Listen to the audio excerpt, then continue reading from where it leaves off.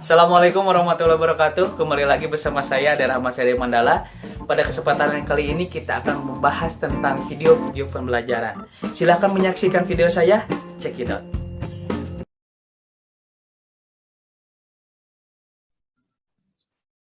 Assalamualaikum warahmatullahi wabarakatuh. Alhamdulillah kita sudah bertemu dalam pertemuan ketiga pada mata kuliah Pendidikan Pancasila dan Kewarganegaraan, yang dimana pada pertemuan kali ini kita akan membahas tentang bagaimana Pancasila itu sebagai identitas nasional. Namun sebelum hal itu kita sampaikan, alangkah lebih baiknya kita berdoa untuk tanah air kita tercinta sebagaimana doanya Nabi Ibrahim, yaitu a'udzubillahi minasyaitonirrajim, bismillahirrahmanirrahim, rabbij'al hadza baladan aminau warzuq akhlahu minas samarati man amana minhum billahi wal yaumil akhir. Artinya, ya Tuhanku, jadikanlah negeri ini negeri yang aman sentosa dan berikanlah rezeki dari buah-buahan kepada penduduknya yang beriman di antara mereka kepada Allah dan hari kemudian. Nah, bahwa doa ini seringkali disampaikan untuk mendoakan agar tanah air yang menjadi tanah air yang aman dan sentosa, agar diberikan rezeki yang lapang dari buah-buahan. Misalnya kalau di Indonesia biasanya sekarang ketika ada pandemi bisa dihilangkan segera pandemi ini oleh Allah Subhanahu wa taala. Karena dari innalillahi wa inna ilaihi raji'un. Berasal dari Allah maka akan kembali dari Allah. Kita berdoa semoga kita dapat berkuliah secara tatap muka kembali. Para mahasiswa-mahasiswi dan para netizen sekalian, pada pembahasan kali ini kita akan membahas setidaknya ada 5 hal yang kita bahas. Yang pertama, kita akan membahas tentang bagaimana itu loyalitas ataupun kesetiaan Ganda. Yang kedua, kita akan membahas tentang pengertian bangsa. Yang ketiga, kita akan membahas proses pembentukan bangsa. Yang keempat, kita akan membahas pengertian identitas nasional. Yang kelima, kita akan membahas faktor-faktor pendukung kelahiran identitas nasional. Dan yang terakhir, yang keenam, kita akan membahas bagaimana Pancasila ini sebagai kepribadian dan identitas nasional. Langsung saja kita membahas pada bab yang pertama, yaitu loyalitas ganda. Apa itu loyalitas ganda? Jadi, yang pertama, seorang warga dalam sebuah warga negara atau bangsa itu pada dasarnya memiliki 2 identitas. Makanya disebutlah loyalitas ganda ataupun two identity. Yaitu yang pertama adalah identitas kesuku bangsaan, yang kedua adalah identitas secara nasional. Maka dari itu, misalnya, setiap warga negara itu memiliki yang pertama, itu adalah identitas kesuku bangsaan. Kenapa? Karena sebagai warga negara dari Cultural Unity, ataupun kesatuan dari kultur-kultur, maka kita memiliki identitas kesuku bangsaan. Ia juga memiliki identitas kebangsaan, karena kenapa kita memiliki identitas kebangsaan? Karena kita adalah warga dari suatu political unity, ataupun kesatuan dalam sebuah kesatuan nilai-nilai politik dalam berbangsa dan bernegara. Itu secara sederhananya.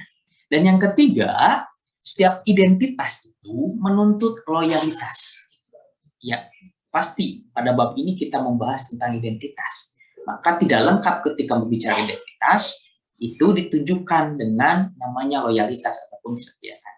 Dan loyalitas itu tadi ada 2 hal. Yang pertama loyalitas secara identitas kultural ataupun kesuku bangsaan. Yang kedua adalah political unity ataupun identitas nasional. Nah, kesetiaan itu kenapa sangat penting dalam identitas nasional maupun identitas kesuku bangsaan? Karena dapat mempersatukan warga bangsa itu ke dalam satu bangsa ataupun satu negara. Misalnya Anda suku Sunda ataupun suku Jawa ataupun suku Batak dan sebagainya. maka kesetiaan di antara Anda itu akan mempersatukan antar bangsa. Ataupun misalnya kita satu negara. Ketika kita loyalitas terhadap negara kita, maka itu salah satu bukti bahwa kita mempunyai identitas nasional. Itu secara sederhananya. Maka karena itu, sebuah negara ataupun bangsa perlu adanya national character building, ataupun bagaimana membentuk karakteristik bangsa, ataupun bagaimana membentuk karakter bangsa. Yang itu harus dilakukan secara terus-menerus, harus berkontinuitas. Tidak boleh dilakukan secara berpilah-pilah ataupun sebagian, harus dilakukan secara kontinu, harus secara berulang-ulang. Itu adalah pembahasan tentang loyalitas ganda. Lalu kemudian, secara sederhana, ini adalah bagaimana loyalitas bangsa. Jadi loyalitas itu, ataupun misalnya ini salah satu bentuk loyalitas. Misalnya ketika kita melihat bendera merah putih, misalnya kalau anak sekolahan biasanya setiap hari Senin selalu upacara sekolah. Lalu kemudian misalnya ketika perayaan Hari Kemerdekaan 17 Agustus itu selalu diperingati untuk menaikkan dan menurunkan bagaimana bendera negara. Itu kan salah satu bukti bahwa loyalitas kita sebagai identitas kesukuan dan kebangsaan kita ataupun nasional kita kepada bangsa dan negara. Itu salah satunya ya. Lalu yang kedua, kita akan membahas tentang apa itu bangsa. Nah, secara sederhana, konsep bangsa itu ada dua pengertian, yaitu arti secara sosio-antropologis dan bangsa dalam artian secara politis. Ini menurut Badriyati. Nah, dalam istilah lain itu disebut sebagai culture unity dan politika unity yang tadi disebutkan. Nah, jadi itu memiliki dua arti bangsa ini berdasarkan tadi cultural unity ataupun political unity. Ataupun berdasarkan sosiologis antropologis, ataupun berdasarkan nilai-nilai sosial dan kedaerahan, ataupun berdasarkan nilai-nilai politik. Sebagai warga negara ataupun sebagai kenegaraan. Nah, bangsa itu dalam pengertian sosiologis antropologis atau culture unity itu adalah persekutuan hidup masyarakat yang berdiri sendiri, yang masing-masing anggota persekutuan hidup tersebut merasa satu ras, satu bahasa, agama ataupun adat istiadat. Jadi kalau berdasarkan sosiologis antropologi, maka persekutuan hidup masyarakat itu berdiri sendiri, yang masing-masing anggotanya itu merasa satu ras, satu bahasa, satu agama, dan adat istiadat. Jadi mereka semua itu ada karena disatukan oleh satu ras, misalnya karena ras Mongoloid ataupun ras Kaukasoid. Tapi misalnya karena budaya, misalnya budaya Sunda, budaya Jawa, Batak, dan sebagainya, ataupun berdasarkan keyakinan, misalnya berdasarkan agama, ataupun berdasarkan bahasa, ataupun berdasarkan garis keturunan, dan sebagainya. Contohnya misalnya bangsa Kashmir, bangsa Yahudi, Kurdi, Jawa, Batak, Sunda, dan sebagainya. Lalu kemudian yang kedua, bangsa dalam pengertian politik. Nah, ini sebutnya political unity. Atau secara garis besar artinya adalah masyarakat dalam suatu daerah yang sama dan mereka tunduk kepada kedaulatan negaranya sebagai kekuasaan tertinggi di luar dan ke dalam. Artinya apa? Dia sebuah ataupun suatu masyarakat dalam suatu daerah yang sama misalnya, dan mereka itu tunduk kepada kedaulatan rakyat sebagai sebuah kekuasaan tertinggi, baik di dalam ataupun di luar. Ketika di dalam negeri misalnya, ataupun ketika dia di luar negeri. Itu adalah pengertian bangsa secara politik, ataupun political unity. Maka dalam arti ini, bangsa diartikan adalah bangsa yang sudah bernegara. Contoh bangsa Indonesia, ataupun bangsa India, bangsa Jerman, dan lain sebagainya. Ini adalah secara garis besar pengertian dari bangsa. Lalu selanjutnya, berdasarkan para ahli, bangsa pun berbagai macam pengertian. Salah satunya saya mengutip pengertian dari Ernest Renan dan Oppenheim Lauterfach. Misalnya menurut Renan, bangsa itu adalah satu jiwa yang melekat pada sekelompok manusia yang merasa dirinya bersatu karena punya nasib dan penderitaan yang sama pada masa lampau dan mempunyai cita-cita yang sama di masa depan. Artinya misalnya karena satu jiwa. Kenapa misalnya kita bisa menjadi sebuah bangsa? Karena kita menjadi satu jiwa. Karena misalnya ada sesuatu yang melekat dalam dirinya sehingga misalnya karena masa lalunya, misalnya karena kesamaan nasib, karena penderitaan yang sama dulu pernah dijajah, lalu kemudian ke depannya dia mempunyai cita-cita yang sama di masa yang akan datang, maka itu bisa disatukan ataupun disebut sebagai bangsa. Menurut Ernest Renan itu sesuai dengan pengertian bangsa di kita, karena misalnya salah satunya adalah karena punya kesamaan nasib dan penderitaan di masa lalu karena pernah dijajah, ataupun misalnya karena satu jiwa yang melekat pada diri kita, misalnya membuat kita bersatu tadi, karena ataupun misalnya karena cita-cita yang sama dia akan datang. Lalu yang kedua, pengertian rakyat. Kalau tadi bangsa, kemudian yang kedua pengertian rakyat. Ini menurut Oppenheim Lauterbach, rakyat itu adalah kumpulan manusia dari kedua jenis kelamin yang hidup bersama dalam suatu masyarakat. Meskipun mereka itu mungkin berasal dari keturunan yang berlainan, menganut kepercayaan yang berlainan, ataupun mempunyai warna kulit yang berlainan. Kita ketahui misalnya di Indonesia, rakyat Indonesia ini menurut saya sangat cocok dengan pengertian dari Oppenheim ini. Karena di Indonesia itu adalah kumpulan manusia dari dua jenis kelamin yang hidup semuanya bersama dalam suatu masyarakat, yang meskipun mereka misalnya berdasarkan dari keturunan yang berbeda. Saya dari Jawa, dari Sunda misalnya. Ada teman saya yang dari Jawa, dari Sumatera, dari Kalimantan, itu kan semuanya sama rakyat Indonesia, walaupun misalnya berbeda keturunannya ataupun beda kepercayaan. Misalnya saya Muslim, ini dengan teman saya yang Kristen, dengan teman saya yang Buddha, Hindu, Konghucu, itu kan semuanya disatukan sebagai rakyat Indonesia. Lalu misalnya kita mempunyai warna kulit yang berlainan, misalnya saya mempunyai warna kulit sawo matang, kemudian teman-teman saya di Papua mempunyai warna kulit hitam, ataupun misalnya teman-teman kita yang dari keturunan Tionghoa ini warna kulit yang putih, itu kan tetap disatukan sebagai rakyat Indonesia. Saya rasa pengertian dari Oppenheim ini sangat cocok untuk mengerti atau mengartikan pengertian dari bangsa. Terus selanjutnya ada istilah-istilah yang sering kita sampaikan, tapi kadang kita tidak bisa menyampaikan perbedaan apa di balik itu semua. Misalnya kita sering mengatakan warga negara, rakyat, penduduk, bangsa, dan masyarakat itu sama pengertiannya. Padahal kata-kata tersebut itu berbeda maknanya misalnya. Maka di sini saya akan membahas sedikit saja apa perbedaan makna dari keenam ataupun kelima pengertian ini. Misalnya warga negara. Warga negara itu adalah penduduk yang berdasarkan hukum yang merupakan anggota di sebuah negara. Jadi warga negara adalah sebuah penduduk yang berdasarkan hukum dan merupakan anggota dari suatu negara.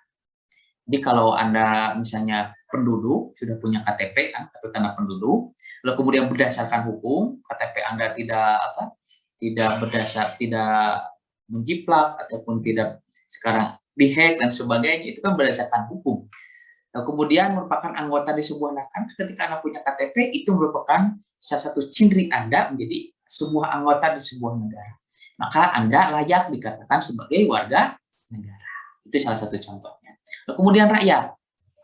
Rakyat itu adalah kumpulan manusia dari kedua jenis kelamin yang hidup bersama dalam suatu masyarakat, meskipun mereka ini mungkin berasal dari keturunan yang berlainan, menganut kepercayaan yang berlainan, memiliki warna kulit yang berlainan. Tadi, ketika misalnya kita bertemu dengan yang lain, dengan warna kulit yang berbeda, kepercayaan berbeda, ataupun misalnya dengan suku yang berbeda, maka alangkah lebih baiknya kita menyebut bahwa kita itu rakyat Indonesia, bukan warga negara Indonesia.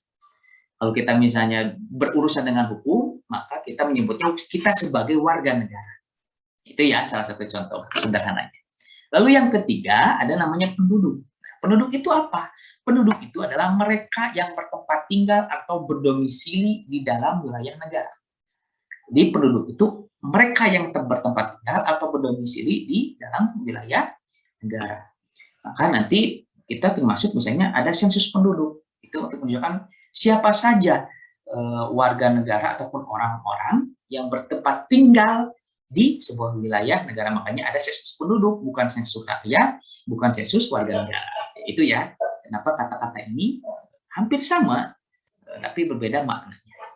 Lalu kemudian bangsa. Tadi bangsa itu sudah dikatakan bahwa satu jiwa yang melekat, yang merasa dirinya satu, punya kesamaan nasib dan penderitaan di masa lalu, ataupun punya cita-cita yang sama di masa depan. Itu secara sederhana pengertian dari bangsa. Dan yang terakhir, masyarakat. Masyarakat itu adalah sekelompok manusia yang hidup bersama untuk mencapai terkabulnya keinginan-keinginan mereka secara bersama. Jadi sekelompok manusia yang hidupnya bersama, lalu kemudian untuk mencapai hal tersebut, mereka punya keinginan-keinginan yang mereka ingin raih secara bersama juga. Maka ketika kita sebagai masyarakat Indonesia, berarti kita mempunyai keinginan yang sama, ataupun kita mempunyai keinginan untuk hidup bersama. Maka disebutlah itu adalah masyarakat. Nah, kemudian nanti ada istilah masyarakat madat dan sebagainya. Karena kita mempunyai hidup untuk bersama, untuk terkabulnya keinginan-keinginan juga secara bersama. Itu pengertian dari masyarakat. Tadi ini sudah paham ya, bagaimana perbedaan dari warga negara, rakyat, penduduk, bangsa, dan masyarakat. Kita lanjut kepada slide berikutnya. Seringkali juga kita salah mengartikan tentang suku bangsa, ras, kemudian iman kepada Tuhan Yang Maha Esa. Nah, di sini saya sedikit membahas saja. Misalnya suku bangsa itu adalah suku bangsa tadi. Contoh suku bangsa Jawa, Arab, suku bangsa Eropa, ataupun yang bertempat tinggal di sebuah wilayah tertentu, ataupun misalnya yang berdasar dari keturunan wilayah tertentu. Misalnya walaupun dia di Aceh, tapi misalnya dia adalah asli keturunan ibu bapaknya keturunan Sunda, maka dia misalnya disebutnya walaupun tinggal di Aceh, misalnya sukunya suku Sunda. Itu jadi salah satu contoh bagaimana pengertian dari suku bangsa. Lalu kemudian ras. Ras itu berdasarkan warna kulit. Nah, kalau tadi berdasarkan warna kulit disebutnya ras. Misalnya ras Mongoloid, ras Eropa, ras Arab, ras Melayu, ras Melanesia, dan lain sebagainya. Itu adalah ras. Bisa bentuk warna kulit, ataupun misalnya rambut, ataupun misalnya logat dan sebagainya, itu kan bisa juga menjadi salah satu ciri dari ras. Lalu kemudian yang terakhir, iman kepada Tuhan Yang Maha Esa. Ini misalnya bisa dilihat dari agama yang dianut oleh salah seorang yang menganutnya. Atau di Indonesia itu kan ada sekarang bertambah ya, selain Islam, Kristen, Katolik, Protestan, Ortodok, Yahudi, Hindu, Buddha, itu kan seluruh dunia. Di Indonesia misalnya bertambah ada yang namanya aliran-aliran kepercayaan. Walaupun kayaknya yang diakui sekarang Islam, Katolik, Kristen, Ortodok, dan Yahudi, menurut saya ya sebagai agama resmi tidak ada Hindu, Buddha. Lalu kemudian Konghucu yang mau masuk misalnya. Lalu kemudian yang terakhir aliran-aliran kepercayaan. Itu ada dalam negara kita, aturannya adalah agama resmi. Lalu kemudian ada unsur-unsur pembentukan sebuah negara. Bagaimana negara itu terbentuk? Nah, nanti ada yang menurut sifat. Nah, yang menurut sifat itu ada dua, bagaimana negara itu bisa terbentuk. Yang pertama bersifatnya itu mutlak ataupun konstitutif. Yang kedua adalah bersifat tambahan ataupun deklaratif. Nah, ini nebagannya ya. Misalnya kita bahas yang pertama, syarat-syarat mutlak ataupun konstitutif. Secara konstitusi, secara aturan, misalnya pembentukan sebuah negara itu harus memenuhi 3 syarat. Yang pertama harus ada rakyatnya, harus ada wilayahnya, dan yang ketiga pemerintahan yang berdaulat. Nah, kita menjadi sebuah negara itu pada saat 17 Agustus 1945 dengan adanya deklarasi kemerdekaan Indonesia oleh Insinyur Soekarno dan Muhammad Hatta pada saat itu. Karena yang pertama kita sudah punya rakyat Indonesia, punya wilayah Indonesia dari Sabang sampai Merauke, dan kemudian punya pemerintahan yang berdaulat pada saat itu dengan deklarasi tersebut. Yang pada setelah deklarasi tersebut ditunjuklah Insinyur Soekarno sebagai presiden dan Muhammad Hatta sebagai wakil presiden. Lalu kemudian yang bersifat tambahan atau deklaratif ini yaitu adalah pengakuan dari negara-negara lain. Artinya harus diakui oleh negara lain. Dan tahukah kalian bahwa negara yang paling awal, salah satu negara yang paling awal yang mengakui negara kita merdeka itu adalah negaranya itu sedang terjajah sekarang, yaitu adalah Palestina. Makanya kita wajar saja negara Indonesia sangat kenapa sangat perhatian terhadap Palestina, karena dari segi sejarah pun negara mereka itu salah satu negara yang mengakui kemerdekaan negara kita. Itu ya salah satunya. Lalu kemudian proses pembentukan bangsa itu bagaimana? Nah, setidaknya menurut Subakti itu ada dua model pembentukan bangsa. Ada yang ortodok, ada yang mutakhir. Nah, yang ortodok ini misalnya ada suatu bangsa dahulu, kemudian suatu bangsa itu membentuk sebuah negara. Lalu kemudian ada yang kedua modelnya, model yang mutakhir. Kalau yang mutakhir ini negara dulu. Setelah negara terbentuk, maka dari proses terbentuknya sebuah negara, nanti akan ada penduduk-penduduk negara yang merupakan sekumpulan ras, bangsa, dan kemudian maka membentuk sebuah bangsa. Ini kebalikannya. Jadi kalau ortodok terbentuk sebuah bangsa, lalu lahirlah sebuah negara. Kalau yang mutakhir, lahir dulu negara, baru ada bangsa-bangsa. Nah, Indonesia termasuk yang model ortodok. Kita lahir dari sebuah bangsa terlebih dahulu. Kita punya banyak sekali bangsa. Kalau bangsa-bangsa itu bersatu membentuk sebuah negara, yaitu Indonesia. Nah, itu ya. Jadi kedua model ini mempunyai setidaknya ada 4 hal. Yang pertama, ada tidaknya perubahan unsur di dalam masyarakat. Misalnya perbedaannya, kedua, kalau yang ortodok mutakhir ini, misalnya ada perubahan unsur dalam masyarakat. Lalu kemudian lama waktu yang diperlukan dalam proses pembentukan sebuah bangsa. Kita tidak sedikit ya kan untuk membentuk sebuah bangsa 350 tahun. Secara garis besar dijajah oleh Belanda 3,5 tahun, dijajah oleh Jepang, oleh Portugis, bahkan pernah sama Inggris. Itu kan salah satu bukti kita membutuhkan proses pembentukan suatu bangsa itu sangat panjang. Kemudian munculnya kesadaran politik masyarakat. Masyarakat sadar akan politik atau tidak? Kemudian sadar tentang derajat partisipasi politik atau tidak? Oh, tidak ada perbedaan dalam berpolitik, tidak ada misalnya kaum bangsawan ataupun misalnya orang bawahan, itu tidak ada dalam politik. Semuanya mempunyai nilai yang sama dalam politik, punya kesempatan yang sama dalam politik. Tapi misalnya ada rejim politik atau tidak, itu tinggal Anda menilai sendiri. Nah, tadi saya sampaikan misalnya ortodok itu bangsa negara yang lahir, misalnya yang paling homogen itu adalah contohnya Israel. Israel itu juga termasuk yang bangsa dulu adanya itu. Lalu kemudian mereka secara sejarah membentuk sebuah negara yang karena kesamaan semuanya berbangsa Yahudi, beragama Yahudi, berdasarkan agama ya tadi berdasarkan iman terhadap yang Tuhan Yang Maha Esa, sama-sama agamanya Yahudi, kemudian membentuk sebuah negara yaitu Israel. Padahal mereka misalnya salah satunya adalah karena adanya genosida, secara sejarah itu genosida. Dari Jerman adanya Hitler membantai kaum Yahudi, kemudian mereka berbondong-bondong pindah dari Eropa, pindah ke sebuah negara dari Palestina yang sekarang menjadi sebuah negara Israel. Sementara tadi misalnya model yang mutakhir itu yang menghasilkan bangsa negara yang relatif heterogen, contohnya adalah Amerika Serikat.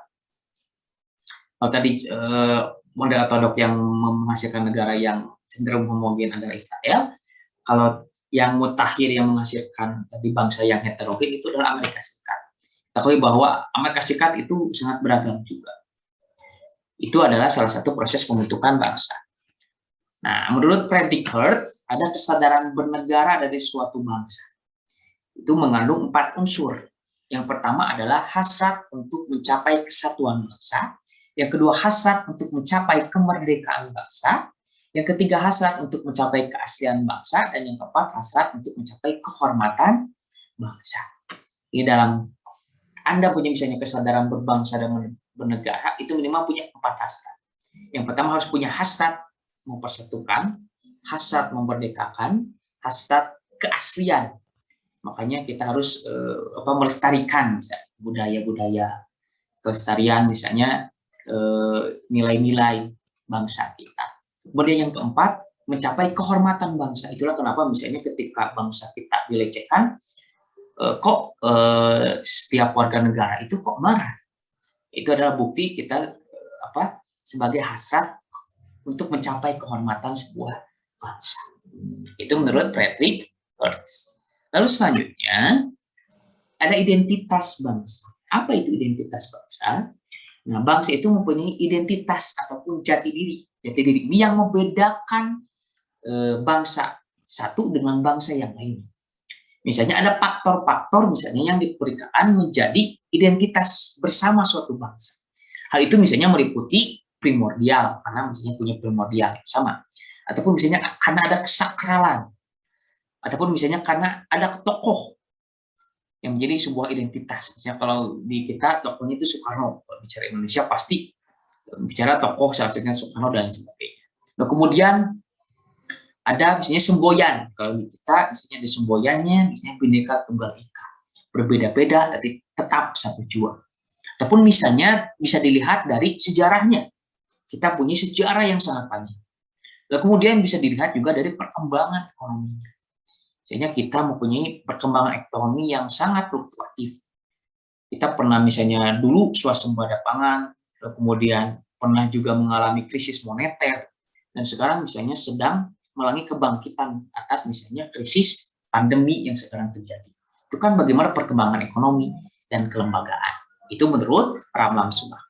Lalu kemudian yang selanjutnya, cultural unity ditandai oleh adanya kesamaan hal berdasarkan ras, suku, agama, adat dan budaya, keturunan secara darah misalnya, ataupun daerah asal, homeland tadi. Itu adalah identitas cultural unity yang dapat disebut sebagai identitas kesukubangsaan. Itu ya. Ini penjelasan lagi dari identitas bangsa. Nah, kemudian identitas yang dimiliki oleh sebuah culture unity ini kurang lebih bersifat askriptif. Askriptif ini adalah sudah ada sejak lahir. Jadi sudah ada sejak lahir kalau identitas bangsa ini. Lalu yang kedua, sifatnya alamiah. Karena alamiah ini adalah bawaan. Dan yang terakhir, itu bersifatnya primer dan etnik. Karena berdasarkan etnik-etnik tertentu dan sifatnya primer. Penting sekali. Lalu kemudian yang selanjutnya, setiap anggota cultural unity ini memiliki kesetiaan ataupun loyalitas pada identitasnya. Ya pasti setiap anggota cultural unity ataupun punya identitas kebangsaan ini pasti loyal ataupun setia terhadap identitasnya tersebut. Misal, kalau suku tertentu misalnya terhadap sukunya, agama tertentu terhadap agamanya, budaya tertentu terhadap budayanya, misalnya terhadap kerabat dari daerah asalnya, ataupun biasanya dari yang sama bahasanya, itu kan bisa menjadi salah satu bentuk kesetiaan. Maka dari itu, loyalitas pada identitas kelompok atau etnik ini pada umumnya akan langgeng dan bertahan secara lama. Nah, itu adalah identitas bangsa. Lalu kemudian identitas bangsa itu merujuk pada bangsa dalam pengertian yang politik ataupun political unity. Political unity ini adalah tadi disampaikan adalah bangsa yang telah bernegara. Jadi negara baru perlu menciptakan identitas yang baru dalam sebuah bangsanya. Maka dari itu misalnya ketika kita sudah merdeka maka ada simbol-simbol yang jadi identitas baru kita dalam berbangsa dan bernegara. Misalnya ada lambang negara, Garuda. Ada lagu kebangsaan yaitu Indonesia Raya. Ada juga misalnya simbol-simbol negara lainnya, misalnya bendera negara hitam, merah dan putih, merah dan putih. Ataupun misalnya dan itu dijadikan sebagai sebuah political unity yang menunjukkan identitas nasional dari negara yang bersangkutan. Lalu kemudian yang selanjutnya ada identitas kebangsaan itu merupakan kesepakatan dari banyak suku yang ada di dalamnya. Nah, identitas ini bersifat buatan, sekunder, etis, dan nasional. Lalu identitas nasional itu dapat berasal dari identitas sebuah bangsa yang di dalamnya selanjutnya disepakati sebagai identitas nasional. Apa identitas nasional kita? Apa yang merupakan misalnya kesepakatan dari banyak suku yang ada di dalamnya? Nah, identitas yang menjadi identitas nasional itu bisa dikatakan adalah Pancasila. Yang semua suku, semua bangsa, semua agama itu sepakat akan itu dan tidak dapat diganggu gugat lagi. Maka dari itu, misalnya tadi dikatakan bentuk identitas nasional, bahasa nasional, ideologi nasional, semboyan, dan sebagainya. Lalu kemudian, pengertian identitas nasional itu secara terminologi atau secara istilah adalah suatu ciri yang dimiliki oleh suatu bangsa yang secara filosofis membedakan bangsa tersebut dengan bangsa yang lain. Jadi setiap bangsa di dunia ini memiliki identitas sendiri-sendiri sesuai dengan keunikannya, sifatnya, ciri-cirinya, serta karakteristik dari bangsa tersebut. Misalnya identitas nasional kita. Ini kalau dalam konstitusi, ini ada dalam Undang-Undang Dasar 45, pasal 35 dan 36. Silakan tinggal kalian baca setelah ini. Misalnya berbicara tentang bagaimana kebudayaan, bagaimana konsep identitas nasional, bagaimana bentuknya, bagaimana konstitusinya, bagaimana dasarnya, semboyannya, lambangnya, lagunya, benderanya. Itu apa? Karena kita sebagai sebuah negara yang punya konstitusi, itu diatur dalam Undang-Undang Dasar 45 pasal 35 dan 36. Lalu kemudian yang selanjutnya faktor-faktor pendukung kelahiran identitas nasional. Jadi ada dua faktor setidaknya yang mendukung kelahiran identitas nasional. Yang pertama berdasarkan objektif dan subjektif, yang kedua berdasarkan historis. Yang pertama berdasarkan objektif dan subjektif. Contoh yang pertama faktor objektif, misalnya berdasarkan geografis, letak secara geografis, kewilayahan. Ataupun yang kedua secara ekologi, ataupun nilai-nilai dalam yang dimiliki ataupun sumber daya alam yang dimiliki sebuah wilayah tertentu, berdasarkan ekologisnya, ataupun berdasarkan demografisnya, berdasarkan nilai-nilai demografis. Itu berdasarkan faktor yang secara objektif. Yang kedua, lahir identitas nasional bisa berdasarkan subjektif. Misalnya yang pertama berdasarkan historis, tadi bisa berdasarkan sejarah. Ataupun bisa berdasarkan nilai-nilai sosialnya, maka lahir identitas nasional. Ataupun misalnya berdasarkan politik, ataupun misalnya berdasarkan kebudayaan yang dimiliki bangsa Indonesia. Itu faktor-faktor pendukung kelahiran identitas nasional. Nah, kemudian menurut Robert de Ventos, ada teori lain munculnya identitas suatu bangsa yang dia nilai sebagai salah satu hasil dari historis. Jadi berdasarkan historis saya katakan. Itu ada 4 hal. Yang pertama adalah faktor primer. Primer ini mencakup etnitas. Itu ada karena satu etnis ataupun sama-sama etnis atau beragam etnis, ataupun teritorial wilayah, ataupun bisa berdasarkan bahasanya, bisa bersampai agamanya dan lain sejenisnya. Lalu kemudian yang kedua, faktor pendorong. Nah, kalau pendorong ini misalnya pembangunan komunikasi dan teknologi itu juga pendukung kelahiran identitas nasional. Misalnya karena komunikasi dan teknologinya sangat maju. Lalu kemudian misalnya lahirnya angkatan bersenjata modern dan pembangunan lainnya yang merupakan ini untuk menghidupkan sebuah negara. Ataupun secara sederhana ini adalah kemajuan ilmu pengetahuan dan teknologi. Itu faktor pendorongnya. Lalu yang ketiga ada faktor penarik. Apa yang menarik? Nah, yang menariknya adalah adanya misalnya kodifikasi bahasa dalam gramatika yang resmi. Misalnya dulu kalau zaman saya misalnya belajar bahasa Indonesia itu harus EYD, harus berdasarkan ejaan yang disempurnakan. Kalau sekarang kan ada istilahnya PUEBI. Itu kan ada kodifikasi bahasa misalnya dalam gramatikal bahasa yang resmi. Kita juga ada misalnya salah satunya itu perubahan dari EYD menjadi PUEBI. Ya, misalnya dari EYD menjadi lebih lebih kompleks atau lebih komprehensif lagi menjadi PUEBI. Itu salah satunya. Kemudian timbulnya birokrasi. Ini menjadi faktor penarik karena ada timbulnya birokrasi. Dan yang terakhir adalah pemantapan sistem pendidikan nasional. Misalnya dari sistem nasional yang sekarang Merdeka Belajar itu kan yang sebelumnya ada sistem KKMI 2009 dan sebagainya sampai sekarang misalnya ada Merdeka Belajar. Lalu yang keempat itu faktor reaktif. Misalnya karena adanya reaksi, gitu ya. Misalnya ada penindasan, kemudian ada dominasi, Misalnya ada penindasan, kita tertindas, lalu lahirlah faktor pendukung lahir identitas nasional. Karena kita ada dominasi, misalnya pemerintah terlalu mendominasi dan sebagainya, itu lahirlah sebuah identitas nasional. Kemudian pencarian identitas alternatif, misalnya melalui memori kolektif rakyat, melalui misalnya ingatan-ingatan masa lalu dari rakyat, yang itu mendukung adanya kelahiran identitas nasional. Nah, lalu terakhir, yang menjadikan Pancasila sebagai kepribadian dan identitas nasional, kita harus meyakini dan melaksanakan hal ini, bahwa Pancasila itu sebagai dasar filsafat bangsa dan negara Indonesia, yang pada hakikatnya itu bersumber pada nilai-nilai budaya kita, nilai-nilai keagamaan yang dimiliki oleh bangsa Indonesia sebagai kepribadian bangsa. Kalau menurut Notonegoro, bangsa Indonesia itu adalah causa materialis. Jadi Pancasila ini bisa dikatakan juga sebagai causa materialis menurut Notonegoro. Jadi Pancasila ini bisa dijadikan sebagai kepribadian dan juga identitas nasional kita sebagai warga negara Indonesia.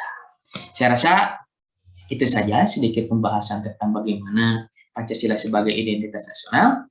Mari kita akhiri video kali ini dengan membaca doa kafaratul majlis. Subhanakallahumma wa bihamdika asyhadu an la ilaha illa anta astaghfiruka wa atubu ilaik.